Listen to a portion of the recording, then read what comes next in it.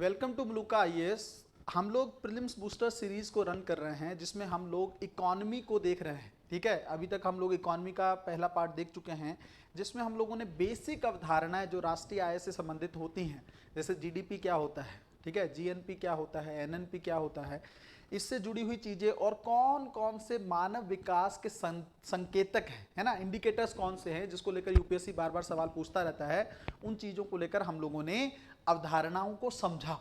आज हम लोग दूसरी वीडियो के अंदर देखेंगे भाई कौन कौन सी चीजें हैं जो प्लानिंग से जुड़ी हुई हैं, है ना, किस तरह के सवाल यूपीएससी जो है नियोजन को लेकर पूछता है ना, प्लानिंग को लेकर किस तरह के सवाल बन सकते हैं, इसको लेकर क्या चीजें हैं, इसको हम लोग बहुत ही गहराई से समझने का प्रयास करेंगे।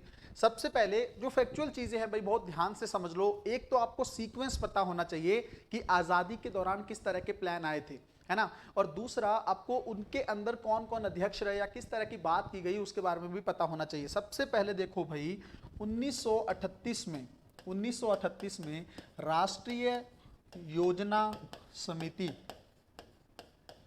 ठीक है ना, सबसे पहली चीज जो ये हुई जिसके इसके अध्यक्ष थे जवाहरलाल नेहरू।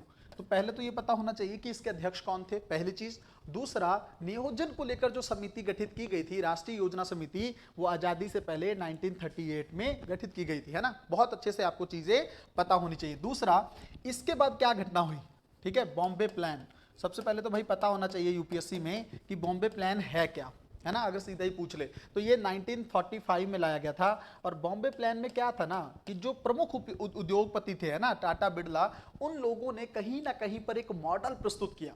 किस चीज को लेकर कि भारत आजादी के बाद किस तरह का आर्थिक विकास भारत का होना चाहिए। अब आप एक चीज सोच के देखिए, इसमें उद्योगपति है ना, तो किसकी बात करेंगे, वो उद्योगों की बात करेंगे या नहीं, है ना, इंडस्ट्रियलाइजेशन की बात करेंगे या नहीं, है ना। तो इन लोगों ने कहीं ना कहीं पर औद्योगिकरण को बढ़ावा देकर भारत के राष्ट्रीय विकास को करने के लिए बात कही। लेकिन एक चीज इसमें यह थी कि बॉम्बे प्लान में कहीं ना कहीं पर सिलेक्टेड चयनित अर्थ जो आपके थे उद्योगपति शामिल थे। हालांकि बाद में कुछ और भी जुड़ गए थे, लेकिन कहीं ना कहीं पर इनकी चीजों को माना नहीं गया, अस्वीकार कर दिया गया, है ना। तो ये मॉडल भी काफी हद तक इसको नहीं एक्सेप्ट किया गया। इसके बाद क्या आया भाई, ठीक है, तो ये दोनों तो आप लोगों को अच्छे से पता होना चाहिए। तीसरा देखिए भाई, एक पीपल प्लान आया, ठीक है, जन योजना आई, ये भी 1945 में आई। और इसको लेकर समझ लो भाई कौन लेकर आया था, एम एन रॉय लेकर आया था, ठीक है, एम एन रॉय जो है इस चीज को लेकर आए थे। इसके बाद एक आपका आता है, ये कहीं ना कहीं पर जन योजना क्या थी भाई,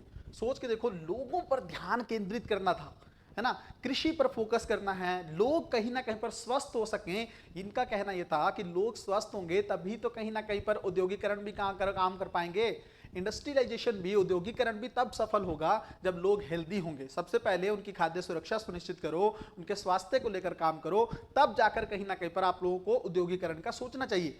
इसके बाद 1950 में एक प्लान आता है जिसका नाम है सर्वोदय योजना, ठीक है, सर्वोदय योजना 1950 में इसका जिक्र होता है। और अगर आप लोग समझेंगे, पहली चीज तो ये कि इसको लाया किसने था, जयप्रकाश नारायण ने, ठीक है, जयप्रकाश नारायण इसको लेकर आए थे। और दूसरी चीज यहीं पर आप लोग समझ लो, यहीं पर आप लोग अच्छे से समझ लो कि गांधी जी का जो सर्वोदय का कॉन्सेप्ट था, है ना, जिसको विनोबा भावे ने भी सहमति दी थी, जिसको लेकर उस सर्वोदय का, और सर्वोदय होता क्या है ना, बिल्कुल ध्यान से समझ लो। वर्तमान में जो इंक्लूसिव ग्रोथ की हम लोग बात करते हैं ना, समावेशी समृद्धि, यूपीएससी मेंस में बहुत बार पूछा है इस टॉपिक को, तो उस इंक्लूसिव ग्रोथ को लेकर जो चीजें बनती हैं, मतलब सभी का समान रूप से विकास, मैं फिर से कह रहा हूं, सभी का समान इक्वल तरीके से जो विकास होता है उसको बोलते हैं आप क्या, समावेशी समृद्धि, और सर्वोदय बोलते हैं उसको, है ना। तो ये गांधी जी के सिद्धांतों के आधार पर विकास होना चाहिए, इस तरीके से प्लान किया जाना चाहिए। ये योजना 1950 में लाई गई, है ना। उसके बाद अगर आप लोग देखेंगे तो आपको योजना आयोग का सिद्धांत दिखता है ना, किस तरह से उसको स्थापित किया गया, और पंचवर्षीय योजनाओं का कॉन्सेप्ट चलता है भारत में, है ना। तो अब पहली चीज तो ये है कि इनका सीक्वेंस आपको पता होना चाहिए था। मैंने आप लोगों को बहुत अच्छे से बता दिया कि कौन कौन ये प्लान लाया था और इस प्लान में क्या कमियां थी। दूसरा, आप देखिए कि पंचवर्षीय योजनाओं को लेकर हमें क्या समझना चाहिए। एक तो आपको पता होगा कि 12वीं पंचवर्षीय योजना तक चीजें चली हैं, है ना, 2017 तक। यूपीएससी सवाल बहुत पूछता है हर बार किसी ना किसी योजना में। तो पहली 5 ईयर प्लान्स था, एक तो आपको पता होना चाहिए कि इसके अंतर्गत कृषि पर ध्यान दिया गया था, और हेराल्ड डोमर मॉडल जो है, ठीक है, हेराल्ड डॉमर मॉडल को इसमें लागू किया गया। पहली पंचवर्षीय योजना बहुत अच्छे से आप लोग समझते होंगे। और ये मॉडल कुछ नहीं था, कृषि उत्पादन को बढ़ाने पर ध्यान देना था, है ना, मतलब कृषि अर्थव्यवस्था को बढ़ावा देने के लिए पहली पंचवर्षीय योजना में फोकस किया गया। दूसरी पंचवर्षीय योजना में अगर आप लोग देखेंगे तो आपको महालनोबिस मॉडल दिखता है। ठीक है, महालनोबिस मॉडल दिखता है। और इस मॉडल के तहत अगर आप लोग समझेंगे तो आपको दिखेगा तीव्र औद्योगिकरण, है ना, तीव्र और हैवी इंडस्ट्री पर फोकस करने की बात की गई। भारी उद्योगों का विकास करने की बात किसमें की गई, जो दूसरी पंचवर्षीय योजना है। तीसरी पंचवर्षीय योजना में अगर आप लोग देखेंगे तो संतुलित क्षेत्रीय विकास की बात कर रहा है। ठीक है, संतुलित मतलब इम्बैलेंस नहीं होना चाहिए, बैलेंस तरीके से रीजनल डेवलपमेंट होना चाहिए, इसको लेकर फोकस किया गया, है ना। तो शुरुआत के 2-3 तो बहुत अच्छे से पता होना चाहिए और लास्ट के भी 2-3 चीजें पता होनी चाहिए कि 11वीं पंचवर्षीय योजना और 12वीं पंचवर्षीय योजना में क्या उद्देश्य थे, कम से कम इतना तो पता होना चाहिए। दूसरा, अब 1-2 चीजें यहां पर इंपॉर्टेंट बन जाती हैं जिसको लेकर सवाल पूछ सकता है यूपीएससी, उसके बारे में आप लोग समझिए। सबसे पहले तो आपको यह पता होना चाहिए कि तीसरी पंचवर्षीय जैसे योजना मैंने बताई ना कि संतुलित क्षेत्र जो है क्षेत्रीय विकास पर बात हुई। एक सवाल पूछ सकता है यूपीएससी कि रोलिंग प्लान जो है वो कौन सी योजना के बाद आया, है ना। तो आप लोगों को याद रखना है कि पांचवी योजना के पश्चात रोलिंग प्लान को लाया गया था। और ये रोलिंग प्लान कुछ नहीं था, पांचवी पंचवर्षीय योजना का विस्तार ही था।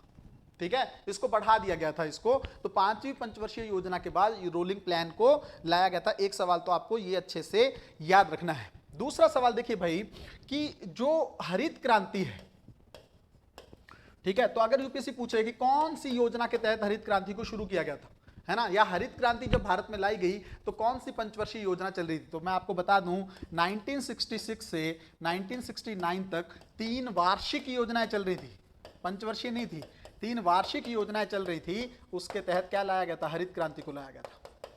ठीक है, तो अगर आप लोग देखेंगे तो कहीं ना कहीं पर यहां पर पंचवर्षीय योजना नहीं दिखती, यहां पर वार्षिक, तो ये भी एक सवाल बन सकता है ना। 1-2 सवाल और कहीं ना कहीं पर अच्छे से बन सकते हैं, वो भी आप लोग यहां पर देख लो योजनाओं को लेकर। एक तो ये कि जब आर्थिक संकट आया था उससे पहले कौन सी पंचवर्षीय योजना के बाद आर्थिक संकट आया था, तो ये आपको पता होना चाहिए।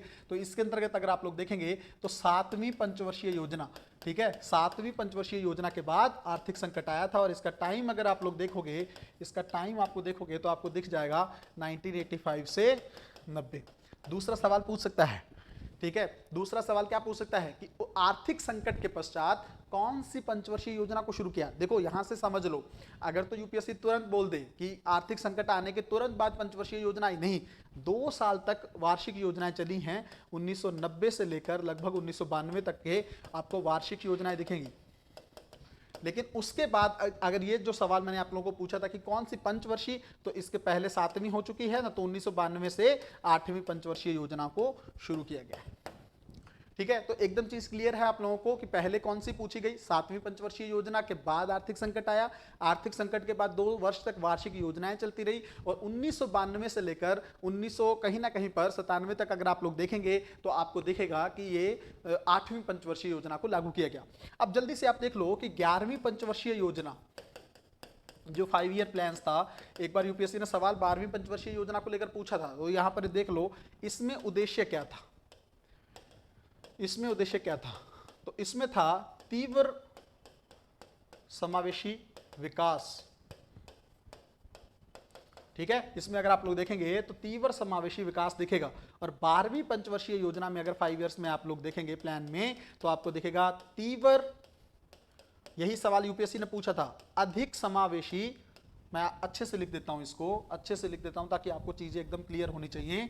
12वीं पंचवर्षीय जो यूपीएससी ने सवाल पूछा था, 12वीं पंचवर्षीय योजना में तीव्र, अधिक समावेशी और आपको दिखेगा सतत विकास। ठीक है, ये 12वीं अंतिम पंचवर्षीय योजना भारत में लाई गई थी। 12वीं लगभग देखोगे आप लोग 2012 से 2017 तक ये लास्ट पंचवर्षीय योजना थी। उसके बाद आप लोगों को पता है नीति आयोग का कॉन्सेप्ट आ गया और योजनाओं का कॉन्सेप्ट खत्म कर दिया गया, है ना। तो इसमें तीव्र और आर्थिक अधिक समावेशी और सतत विकास की बात, और ये यूपीएससी प्रीलिम्स में क्वेश्चन पूछ चुका है। तो किस तरह के सवाल यूपीएससी पूछता है, इसको लेकर हम लोगों ने चीजें बहुत अच्छे से देखी, सवाल किस तरह से बन सकते हैं। एक चीज और यहां पर समझ लीजिए भाई, एक चीज जैसे नीति आयोग को लेकर थोड़ा बहुत एक तो ये पता होना चाहिए भी नीति आयोग के अध्यक्ष कौन है ना। मेन अगर आप देखोगे तो चीफ कौन है, भारत के प्रधानमंत्री होते हैं, है ना। योजना आयोग के भी थे और नीति आयोग के भी सेम है। दूसरा, जो गवर्निंग काउंसिल है नीति आयोग की, उसमें राज्यों के उप मुख्यमंत्री वगैरह शामिल होते हैं और लेफ्टिनेंट गवर्नर वगैरह यूटी के शामिल होते हैं, ठीक है। तो ये चीज आपको क्लियर होगी। बट सवाल जिस पे बन सकता है ना, नीति आयोग की दो विंग है ना, दो विंग है। एक तो विंग है उसकी जिसमें बोलते हैं टीम इंडिया, टीम इंडिया, ठीक है। इसमें अगर पूछे कि ये है क्या, तो इसमें कहीं ना कहीं पर केंद्र और राज्य के बीच में, केंद्र और राज्य के बीच में एक मंच प्रदान करता है, ठीक है ना। अगर आप लोग देखोगे तो कहीं ना कहीं पर एक इंटरफेस प्रदान कर रहा है केंद्र और राज्य के बीच में, क्या, टीम इंडिया केंद्र। अगर आप लोग देखोगे तो ये एक विंग है। दूसरा विंग अगर आप लोग देखोगे, ज्ञान और नवाचार केंद्र, दूसरा देखोगे ज्ञान प्लस नवाचार केंद्र। और इसमें कुछ नहीं है, आप अगर देखोगे तो इसमें इनोवेशन की बात करने पर ज्यादा फोकस करता है। तो मुझे लगता है सवाल इसको लेकर बन सकता है, टीम इंडिया का जो विंग है ये यूपी नीति आयोग में क्या होता है, इसका काम क्या है। तो केंद्र राज्य के बीच में इंटरफेस की तरह ये काम करता है, ठीक है। तो ओवरऑल अगर आप लोग सवाल देखोगे तो आपको दिख जाएगा कि यूपीएससी में अगर 5 ईयर प्लान्स को या योजना को लेकर, देखो फिर से एक बार ब्रीफ कर देता हूं। सबसे पहले तो उन योजनाओं का सीक्वेंस, जब भारत की आज़ादी सुनिश्चित हो रही थी, है ना, जब आज़ादी के बाद कौन, उससे पहले आसपास कौन सी चीजें थी, बॉम्बे प्लान वगैरह, सर्वोदय प्लान वगैरह, उनका सीक्वेंस पता होना चाहिए, उनके अंदर क्या है। दूसरा, 5 ईयर प्लान्स को लेकर शुरुआत के 3-4 तो बहुत अच्छे से पता होनी चाहिए कि इसके अंदर क्या था, किसके अंदर हेराल्ड डोमर मॉडल था, उसके बाद महालनोबिस मॉडल था, है ना। फिर उसके बाद संतुलित क्षेत्रीय आर्थिक विकास की बात की गई, रोलिंग प्लान कब कब लाया गया है, आर्थिक संकट से पहले कौन सी थी, आर्थिक संकट के बाद कौन सी थी, लेटेस्ट वाली 11वीं पंचवर्षीय योजना, 12वीं पंचवर्षीय योजना में उद्देश्य क्या थे, ठीक है। थोड़ा सा नीति आयोग के बारे में चीजें पता होनी चाहिए, कौन होता है अध्यक्ष, ये सब चीजें, है ना। तो ये, और नीति आयोग क्या है, कहीं ना कहीं पर जो प्लान लेकर आता है ना, जो योजनाएं लेकर आता है, जैसे 7 वर्ष के लिए योजना को लेकर एक डॉक्यूमेंट नीति आयोग ने रिलीज किया है। तो ये सब चीजें, और अटल इनोवेशन मिशन, है ना, अटल नवाचार मिशन जैसे प्लान जो है नीति आयोग ने शुरू किए हैं। तो ये चीजें अगर आप होलिस्टिक देखोगे तो मुझे लगता है आपको इस टॉपिक में देखनी चाहिए, ठीक है। तो इसको इस तरीके से तैयार करना है। मिलते हैं अगली वीडियो में, तब तक अपना ध्यान रखें, अपनी पढ़ाई को बहुत अच्छे तरीके से करते रहें। बहुत बहुत धन्यवाद।